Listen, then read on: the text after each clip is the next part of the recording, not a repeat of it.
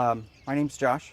My wife and I, along with a group of people committed to community development, have been working in Muncie's urban core neighborhoods for about 14 years.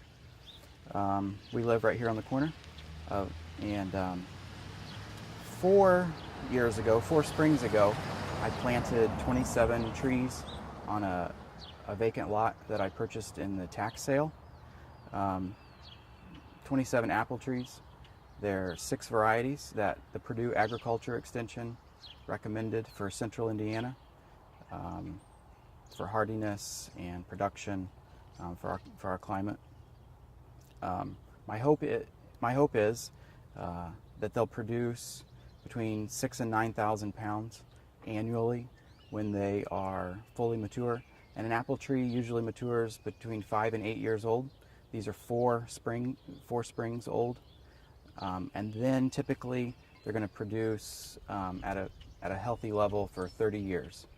And my hope is to get those apples in all of the homes in South Central. Okay, great. Yeah, so tell me a little bit about what we got here. Yeah.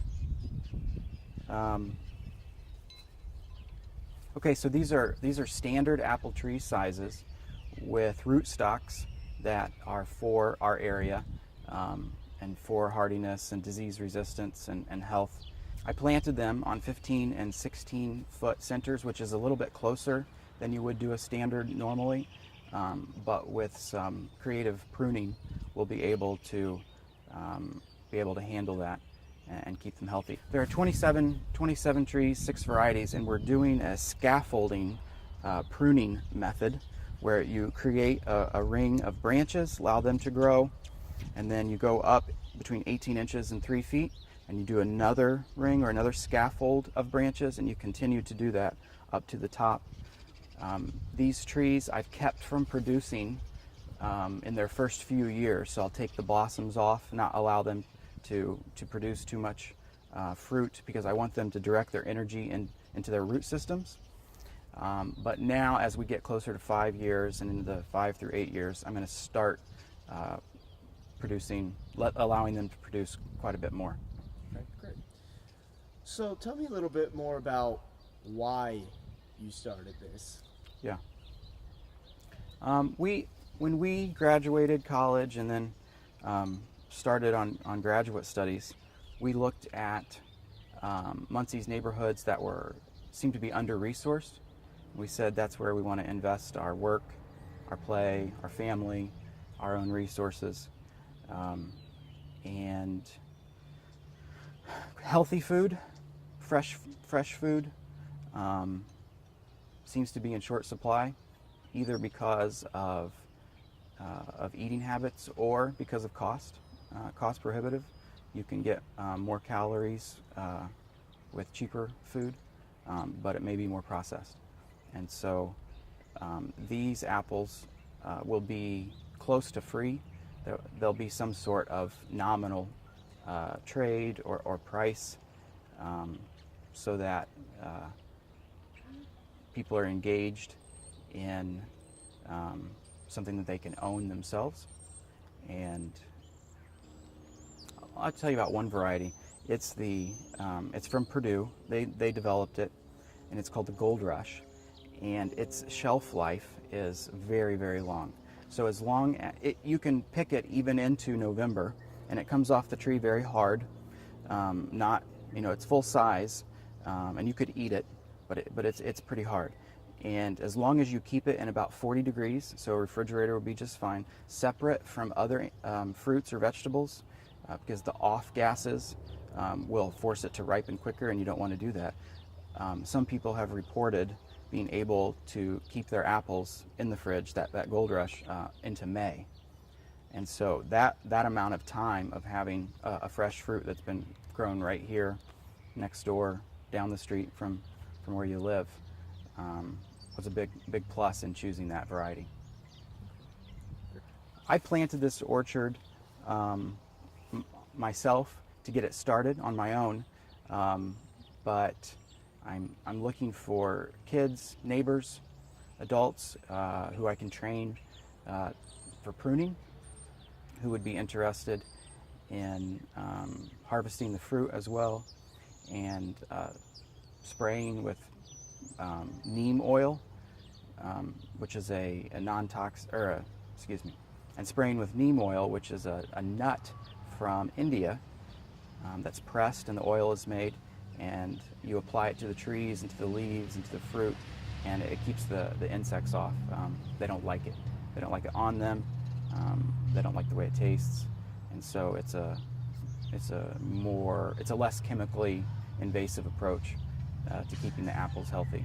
But you do have to do some sort of treatment like that, or the insects will overrun the leaves and the fruit.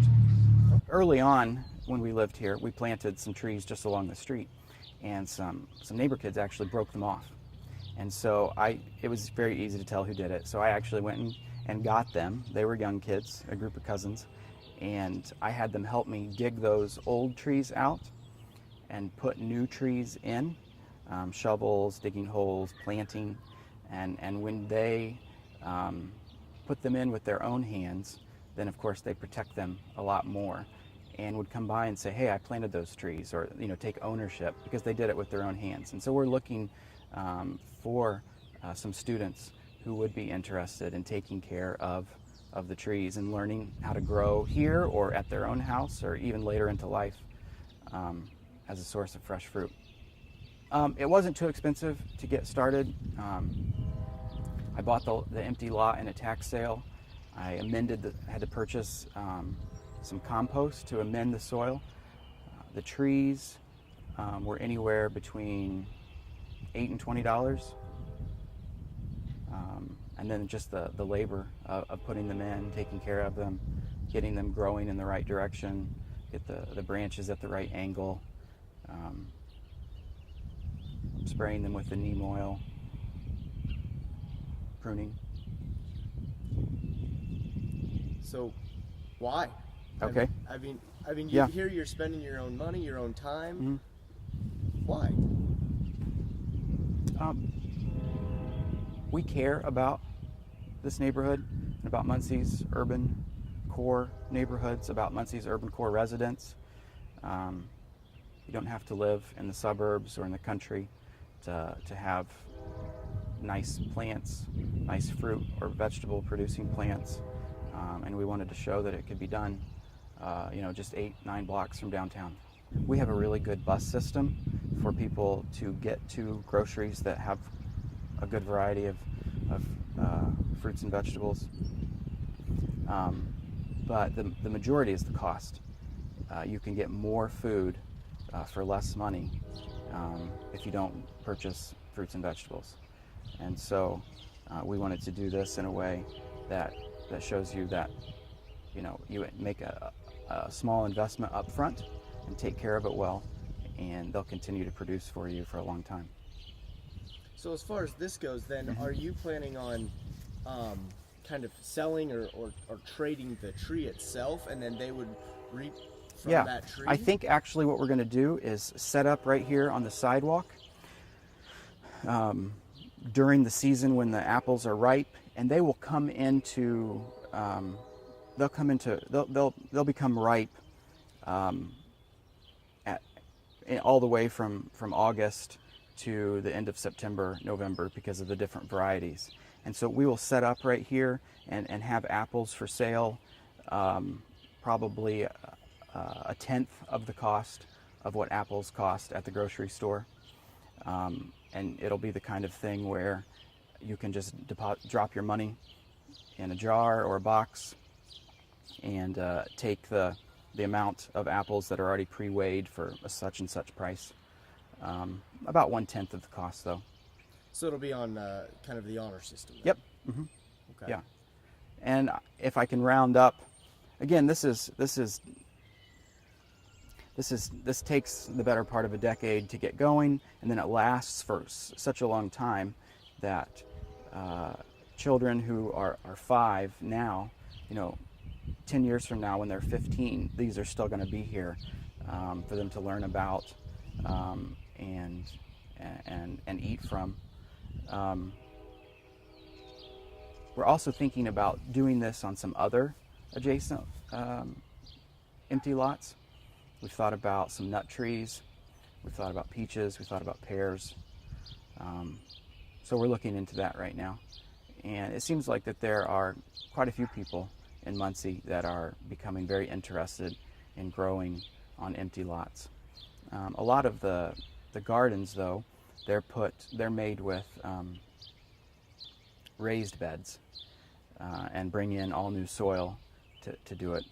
So you do want to be mindful of what the backfill is comprised of, and amend the soil properly. Yeah. Well, I don't want to overstate it or make too lofty of a goal, but I think it's very possible to get these apples in every home in South Central. We're talking from about High Street to Madison Street, 12th Street to 4th Street, and that number of houses I think is around 700 homes, 800 homes. I don't think it's going to be difficult at all to get them in every home. And if people aren't, I thought that maybe it might even turn into, since the apples are grown here and they'll be for sale here at 1/10 the cost of a grocery apple, maybe other people who produce might want to set up here as well. Or it's not too difficult to identify each household in the neighborhood. I mean, that's a spreadsheet with 700 or 800 items. That's not too big. And actually delivering them, or having kids take a section of a block and identify maybe shut-ins or folks who may not come down to purchase, and then delivering to their house. And it creates a sense of community even though it's sort of labor intensive to deliver to someone's house. It creates a sense of community when that sort of thing happens. Sure.